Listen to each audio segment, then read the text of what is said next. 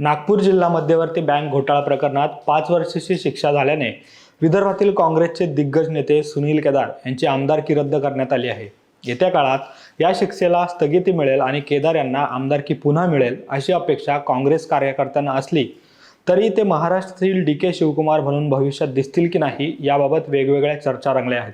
परंतु राजकारणात जर तरला काहीच महत्त्व नसतं, त्यामुळे हे सगळं असंच घडेल असं नाही। कारण सुनील केदार राज्यात काँग्रेसचा चेहरा बनतील अशी चर्चा आहेच। तशीच येत्या काळात ते भाजपची वाट धरण्याच्या देखील वावड्या उठवल्या जात आहेत। या दोन्ही प्रकारच्या सरकारना बळकटी देणारी काही कारणं आहेत। ती कारणं नेमकी कोणती आहेत आपण या व्हिडिओमधून जाणून घेऊयात। सुनील केदार यांना शिक्षा झाल्याने काँग्रेससाठी हा मोठा धक्का मानला जात आहे। खरं तर गेल्या काही वर्षात राज्यातील शिवसेना आणि राष्ट्रवादीतील काही नेत्यांना वेगवेगळ्या कारणांनी तुरुंगात जावं लागलं होतं।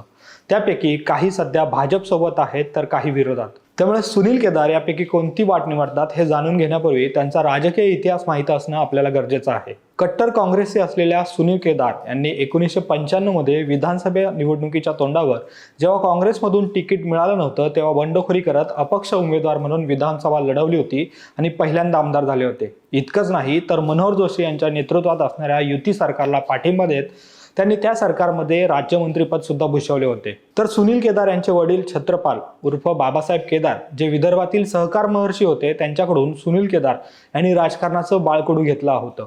भाजपचे दिग्गज नेते आणि केंद्रीय परिवहन मंत्री नितीन गडकरी हे सुनील केदार यांच्या वडिलांना म्हणजेच छत्रपाल केदार यांना आपला गुरु मानायचे, तर गडकरी आणि सुनील केदार यांचे नेहमीच सलोख्याचे संबंध राहिले आहेत। विदर्भातील काँग्रेसमधील एक लढाऊ नेता अशी सुनील केदार यांची सध्या ओळख आहे।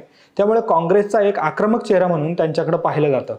गेल्या काही काळात राज्यातील काँग्रेसचे बडे नेते भाजपच्या वाटेवर असल्याची चर्चा देखील सुरू आहे। यामध्ये अशोक चव्हाणांपासून अमित देशमुख यांच्यापर्यंत काही बड्या नेत्यांची नावं असली तरी सुनील केदार यांच्या नावाची चर्चा मात्र कुठंच नव्हती। त्यामुळे आमदारकी रद्द झाली तरी केदार वरच्या न्यायालयातून शिक्षेवर स्थगिती मिळवतील आणि राज्यात आक्रमकपणे काँग्रेसचा प्रचार करतील अशी कार्यकर्त्यांना अपेक्षा आहे।